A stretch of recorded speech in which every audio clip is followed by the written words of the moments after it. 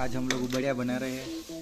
देख सकते हैं पहले हमने ये सारी सामग्री रख दी है यहाँ पर।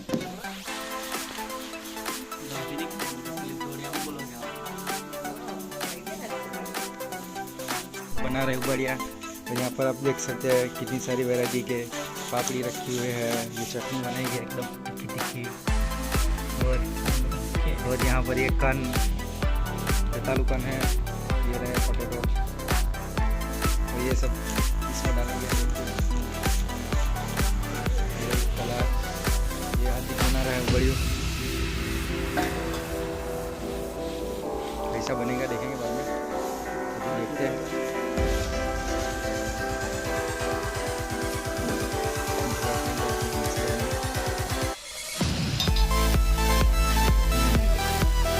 देखिए यहाँ पर ये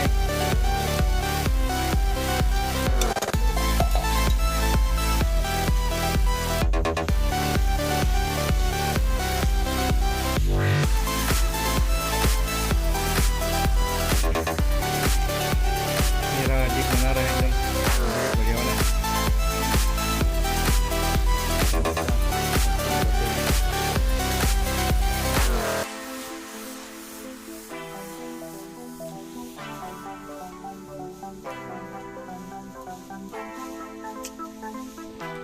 बाद में इसके अंदर भरेंगे हम।